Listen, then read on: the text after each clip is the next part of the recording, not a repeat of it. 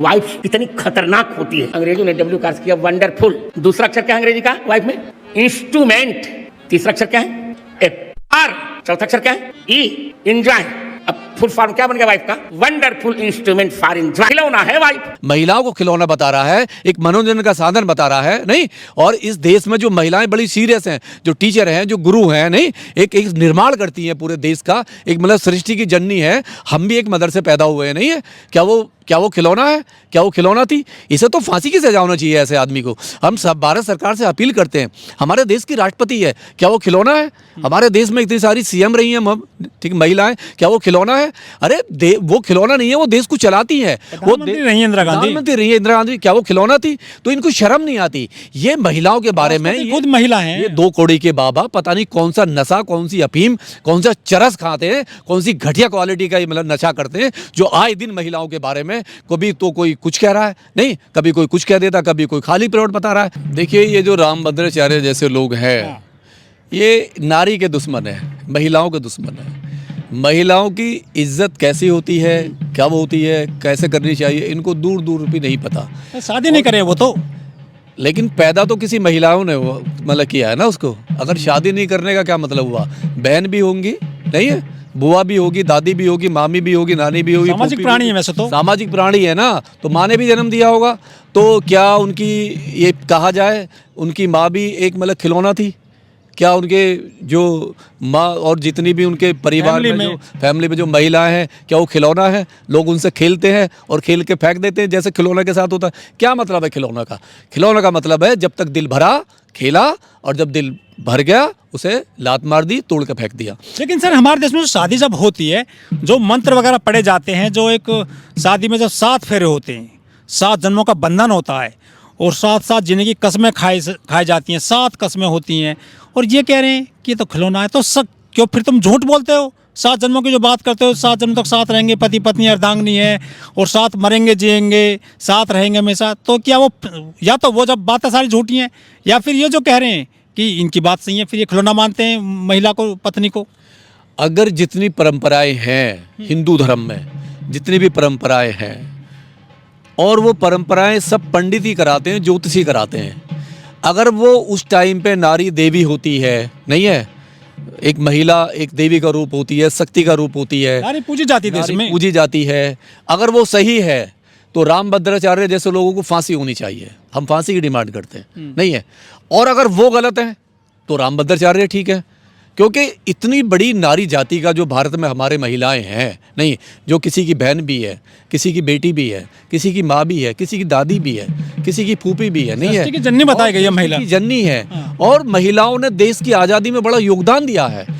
आज देश तरक्की पर है, देश में बहुत बदलाव हुआ है, महिला कंधे से कंधा मिला के आगे बढ़ रही है, नहीं, हर डिपार्टमेंट में महिलाएं हैं, प्लेन उड़ा रही है, रेल चला रही है, नहीं है, आप देखिए ना, कंप्यूटर चला रही है। भारत सरकार ने सिंदूर को पूरा लेकर के पूरा सिंदूर में हमारे देश की लाज बचाई है महिलाओं ने, नहीं, वो भी 2 महिलाएं थी। सवाल ये है कि ऐसे बाबाओं को सरकार ने छूट क्यों दे रखी है?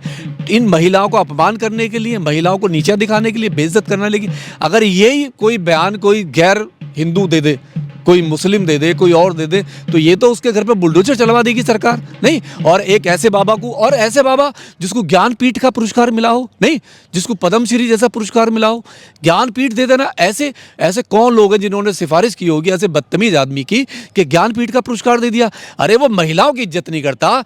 कभी कह रहा कि 4 में से मतलब 5 में से 4 पवित्र हैं, कभी कोई 100 में से बता रहा कि 90 पवित्र हैं, 95 मतलब गंदी है, 5 पवित्र हैं। क्या है ये? तुम्हारे हाथ में पैमाना है क्या महिलाओं का? तुम ठेकेदार हो क्या? इन्होंने कोई ठेका ले लिया क्या? मतलब खुद तो अय्यासी करते हैं, कोठियों में घूमते, बंगला में घूमते, और महिलाओं पे उंगली उठाते हैं, देश की महिलाओं पे। ये होते कौन है ये लोग? ये तो हमारे देश में जो महिला आयोग है, जो सरकार का डिपार्टमेंट है, जो महिलाओं की इज्जत बचाने का जो मतलब डिपार्टमेंट है, उसको रोड पे आना चाहिए और वो कोर्ट में जाना चाहिए, और इसको फांसी के, ऐसे लोगों को फांसी की डिमांड होनी चाहिए। लेकिन सरकार नारे देती है कि बेटी बचाओ, बेटी पढ़ाओ, बेटियों को आगे बढ़ाओ, और नारी पूजनते, महिलाओं के लिए डिपार्टमेंट चल रहे हैं, बड़ी बड़ी स्कीम्स हैं। तो क्या सारी जो स्कीमें खिलौनों के लिए चल रही हैं देश में? सब जब से ये नारा दिया ना, बेटी बचाओ बेटी पढ़ाओ, इसका नारे का सबसे बड़ा दुरुपयोग ऐसे ही बाबाओं ने किया है, ऐसे ही साधु संतों ने करा है, नहीं है। और ये मुट्ठी भर लोग हैं, ज्यादा नहीं है, मुट्ठी भर लोग हैं ये जो आए दिन। बाबाओं को महिला विरोध क्यों नहीं कर पाती हैं? महिलाएं पता नहीं क्या समस्या इस देश में नहीं है।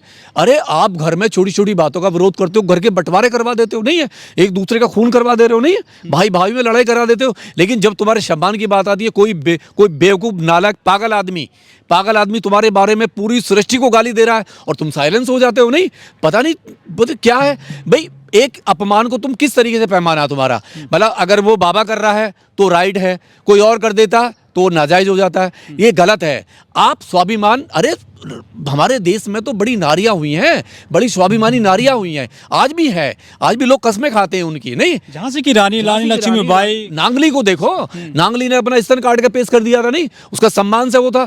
अगर वो नांगली कर सकती है तो तुम तो सीधी जीती जाती हो। नहीं, IAS हो, प्रोफेसर हो, डॉक्टर हो, बड़े बड़े पद पे advocate, supreme court, high court की जज हो तुम, नहीं है? अरे तुम तो अपनी पावर को इस्तेमाल करो। मनुस्मृति है चाहे इनके और भी ग्रंथ हो, कहीं कहते हैं कि नारी नरक का द्वार है।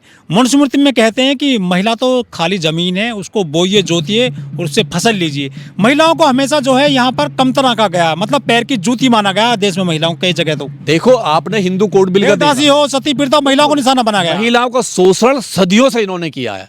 देश की आजादी से पहले सती प्रथा थी, नहीं है, और एक मुंडन था, एक जो बाल विवाह होता था, विधवा होने के बाद में नरक की कोठरी में जाना पड़ता था, तो क्या था। लेकिन हिंदू कोड बिल में जब बाबा साहब हिंदू कोड बिल लेके आए तो हिंदू कोड बिल ने क्या दिया? महिला को सम्मान ही तो था, और उसी का इन लोगों ने आज भी विरोध कर रहे हैं। आज भी ये लोग विरोध ये कर रहे हैं कि इस देश की महिला आगे क्यों बढ़ गई है, क्यों हमारे बराबर में बैठ रही है, क्यों घर से बाहर निकली, क्यों ऑफिस संभाल रही है। सवाल ये है कि महिला आज देश में कंधे से कंधा मिला के पुरुष के साथ चल रही है और देश आगे बढ़ रहा है। और पूरी दुनिया में जहां भी महिला आगे बढ़ी है उस देश ने तरक्की की है। और जिस भी मुल्क ने, जैसे पाकिस्तान देख लो, बांग्लादेश देख लो, जहां भी महिला पीछे है, अफगानिस्तान है, वहां पे देश वो साले 2 कौड़ी के देश से बिक गए वो। तो महिला का जो आकार है हमारे देश की तरक्की से है, परिवार की तरक्की से है। परिवार का हमारे देश में 2 बड़े जो महाग्रंथ कहे जाते हैं, रामायण और महाभारत। महाभारत में महिला को दांव पे लगा दिया, उसको वस्तु माना और जुए में हार गए थे पांडव। ऐसे ही महाभारत में ये हुआ, फिर युद्ध हुआ, रामायण हुई, वहाँ पर सीता जी को उठा के ले गए थे। ये सब महिलाओं के आसपास ये चीज़ें हुई हैं, सारी युद्ध हुए हैं।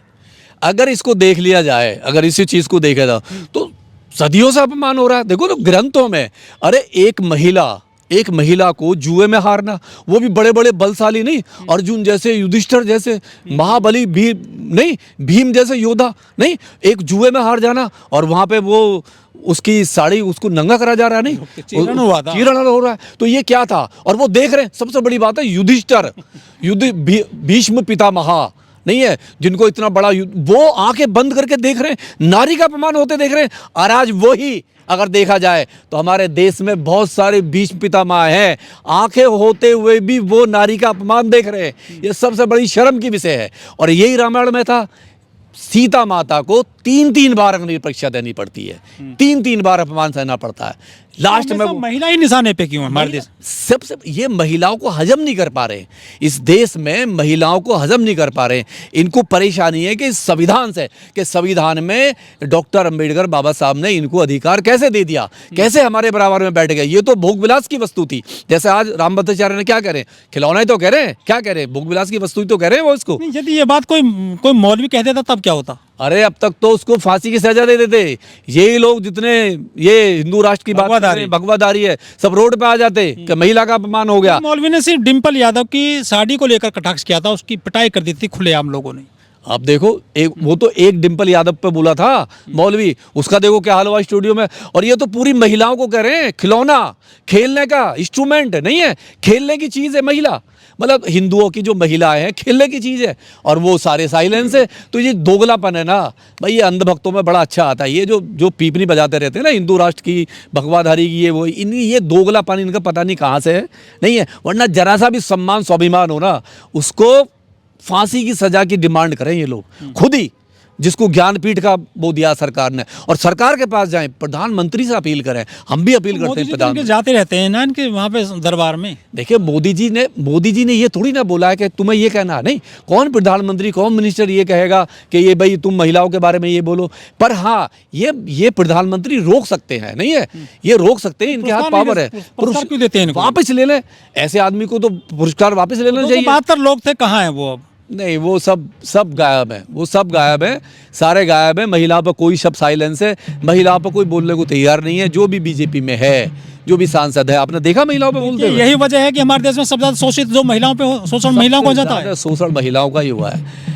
इतना शोषण हुआ सदियों से महिलाओं पे, और आज भी हो रहा है। आज भी महिलाओं को दो दर्जे की समझा जा रहा नहीं, महिलाएं आज भी उसे अपना वो दिखाना पड़ता है। प्रोग्रेसिव जो महिलाएं हैं वो भी तो नहीं बोल रही है ना, जो बड़े बड़े संगठन चलाती हैं। नहीं, वो तो मोनोपोली है। नहीं, वो तो वो अपनी दुकान चलाती हैं, केवल महिलाओं को इकट्ठा करके वो अपनी दुकान चलाती हैं। यदि वो फटी जींस को लेकर सड़क पर आ सकती हैं वो प्रगतिशील महिलाएं, तो अब क्यों नहीं आ रही हैं? वो नहीं आएंगी। वो मैं तो कह रहा हूँ प्रायोजित है, कहीं ना कहीं फंडिंग जो है ऐसे संगठनों से आती है, और एक पार्टी के खिलाफ नहीं है। वो देखते हैं, जब अभी शासन अगर किसी और पार्टी का होता तो यही महिलाएं रोड पे होती। और ये बहुत सारे इंटेलेक्चुअल लोग हैं ना जो लेटर लिखते हैं, तो कभी राष्ट्रपति को लेटर लिखेंगे, कभी सुप्रीम कोर्ट को लेटर लिखेंगे। कितने सारे बुद्धिजीवी वर्ग नहीं है अभी रोड पे आ जाते, लेटर लेके मतलब पहुंच जाते। ये सरकार देखते हैं कि सरकार किसकी है।